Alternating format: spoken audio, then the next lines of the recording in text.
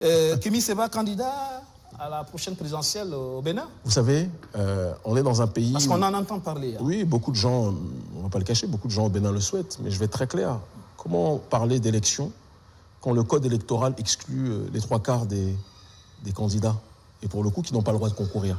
Auparavant, il y avait des candidatures libres qui étaient autorisées.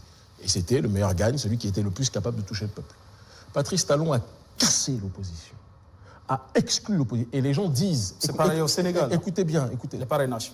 Non, parce que la différence, c'est que les parrainages, ça ne nécessite pas qu'il y ait un parti homologué par le pouvoir qui puisse se... C'était pas pareil. Tout ça pour vous dire, et pour répondre à votre question qui était importante, que moi, je serai dans les institutions au Bénin prochainement. Ah oui? C'est sûr. Non, ça viendra tôt ou tard. Mais j'ai le temps, ça peut être dans 10 ans, dans 15 ans, dans 2 ans. Mais je ne participerai pas à des élections truquées.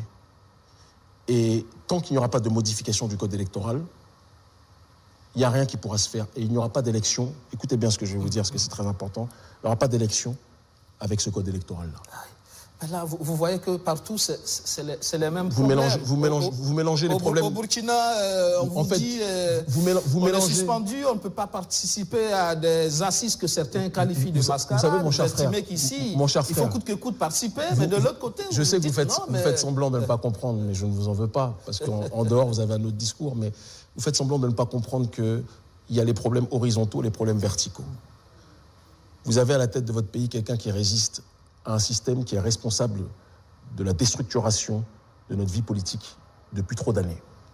Nous, on a à la tête de notre pays quelqu'un qui collabore massivement à ce système néocolonial qui est responsable du délitement de nos structures politiques depuis tant d'années. Et si la sous-région est malade, elle est malade en priorité, parce qu'on a des élites comme celle de mon pays qui ont décidé d'agir en vassaux des entités exogènes que j'ai précitées. Et donc, mélanger les problèmes du Faso, qui réside avec un dirigeant qui résiste à la guerre, avec les problèmes du Bénin, où on a un dirigeant qui collabore avec les faiseurs de guerre, je trouve que c'est objectivement de la naïveté politique. L'autre sujet vous concernant justement l'actualité, c'est aussi cette affaire de déchéance de nationalité. Où en êtes-vous aujourd'hui avec ça? Écoutez, moi j'ai brûlé mon passeport, donc pour moi l'histoire elle est réglée. Et le Conseil d'État apparemment est très embêté en France parce qu'ils estiment que la décision du ministre de l'Intérieur n'est pas si légale que ça. Normalement la décision de déchéance aurait dû sortir depuis longtemps, mais ils sont très embêtés parce que la procédure du ministre de l'Intérieur a été un peu bâclée. Ils n'ont pas fait leurs choses intelligemment. Moi j'ai brûlé mon passeport, ce qui est un acte civique fort, même si je sais que j'avais toutes les chances, et j'ai toutes les chances de le garder, d'accord. Et j'ai rédigé une lettre que j'ai donnée à mon avocat Juan Branco, qui est un avocat et un militant anti-impérialiste français, qui stipule que si le Conseil d'État me donne raison, la lettre sera donnée que j'abandonne moi-même la nationalité. Parce que je suis à une période de notre combat politique où je crois qu'il est important de créer, même si le Conseil d'État risque de me donner raison, de créer une scission. Non pas avec le prolétariat français que j'aime profondément et dont je suis très proche de beaucoup de gilets jaunes, de beaucoup de structures prolétariennes, mais c'est en dénonciation de la politique néocoloniale du gouvernement que je suis arrivé à cette réflexion. Pendant un certain nombre d'années, j'estimais que ce n'était pas nécessaire de le faire. Et certains Africains trouvaient que c'était un paradoxe quand même. Ils ont le droit. Bon, Aimé Césaire est né en France, il était plus anti-impérialiste que beaucoup de corrompus ici. Donc la question n'est pas ou ailleurs, ou au Bénin ou ailleurs. C'est pas parce que vous naissez dans un pays que vous êtes, comment dirais-je, vous devez être d'accord avec la politique criminelle de votre pays. J'en suis la preuve. Je suis béninois, je suis contre la politique de mon président. Je suis né en France, je suis contre la politique de la France. Malcolm X est né aux États-Unis, c'était l'un des pires détracteurs de la politique américaine. Il faut qu'on élève nos cerveaux. Sinon, on va risquer de tomber dans la naïveté. Maintenant, par contre, quand je brûle ce passeport, c'est un signal aussi pour les nôtres qui sont prêts à tout pour la France, qui pensent que sans la France, ils ne sont rien. Leur dire qu'on peut exister sans la France, qu'on peut mener nos vies sans la France, qu'on peut mener nos vies sans les avantages de la France. Je perds beaucoup en le brûlant.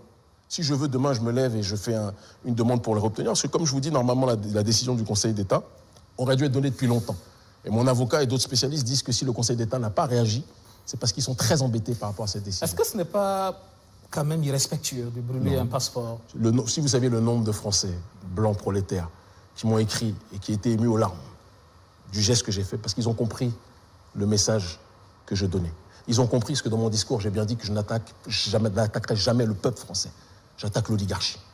Il faut que vous veniez un jour à mes meetings que je fais dans la diaspora, on réunit comme en Afrique des milliers de gens, et vous verrez que s'il y a une majorité de noirs, mais on a aussi plein de blancs qui viennent. Les gens comprennent que c'est à l'élite corrompue que je m'attaque, pas au peuple. Quand Mandela brûlait son laissez-passer en Afrique du Sud, au temps de l'apartheid, certains ont dit la même chose. C'est irrespectueux vis-à-vis. Le passeport, c'est un symbole, c'est comme le drapeau. Mais certains Français ne sont visiblement pas d'accord avec vous. Mais je rebondis dessus. Quand Mandela, et je ne me compare pas à mon aîné, que j'aime profondément, brûlait le document officiel sud-africain en dénonciation des lois injustes, de la politique injuste de l'Afrique du Sud, qui était l'équivalent du passeport à l'époque. Les gens ont dit c'est irrespectueux pour le pays. Mandela a dit tant que ce pays aura une politique raciste, ségrégationniste et impérialiste, je ne veux pas avoir ce document.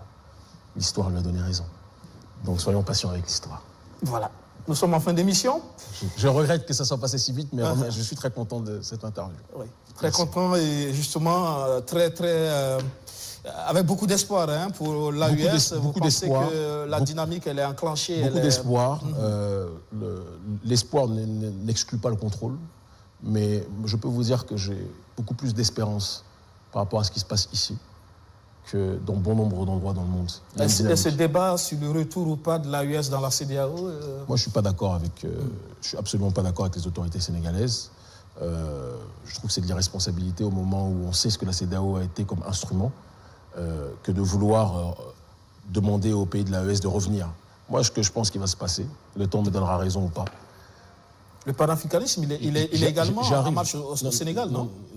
Moi, j'ai plus de distance critique avec eux. Quand je vois le président Bassirou Diomaye Faye, je vais vous donner mon analyse. Et tout le monde sait que j'aime profondément le Sénégal. J'ai l'impression qu'il y a eu la période de campagne, de rupture, et puis maintenant il y a la praxis. Parce que le Sénégal est un élément géostratégiquement vital pour la puissance néocoloniale. Et même s'il va avoir la renégociation de certains contrats, il n'y aura pas la rupture annoncée. C'est ce que je crains. Je peux me tromper, je prie pour. Mais quand je vois Diomaye Faye qui demande à réintégrer les pays de l'AES, moi je pense que c'est une faute politique. Et que l'avenir de la sous-région, le temps me donnera raison ou pas. Si la Côte d'Ivoire n'est plus sous le contrôle de Ouattara, si le Bénin n'est plus sous le contrôle, et ça arrivera, de Patrice Talon, ce qui risque de se passer, c'est qu'en termes de dynamique politique, l'AES risque d'avoir une empreinte matricielle dans une nouvelle structure qui verra le jour. Ce sera peut-être l'Alliance des États du Sahel et des pays d'Afrique de l'Ouest. Ce sera peut-être un nouvel acronyme, ça sera peut-être une nouvelle appellation, ce sera peut-être la SAO, j'en sais rien. Mais la CEDEAO telle qu'elle est aujourd'hui, les peuples n'en veulent plus. Les peuples se sentent trahis, beaucoup de gens se sentent trahis. Je ne parle pas... Diomaye Faye a venu pour qu'ensemble, on puisse de l'intérieur transformer les choses. Les révolutions de l'intérieur ont montré généralement qu'elles échouent. Et de ce que je vois de Diomaye Faye, je le sens beaucoup plus aspiré par un système qui l'a précédé que lui qui aspire le système. C'est ce que je pense. Donc moi, en tout cas, je souhaite bonne chance là-bas, mais je me sens beaucoup plus proche, clairement, d'un pays comme le Niger, d'un pays comme le Burkina, comme le Mali, que de la gouvernance de Diomaye Faye aujourd'hui, très clairement.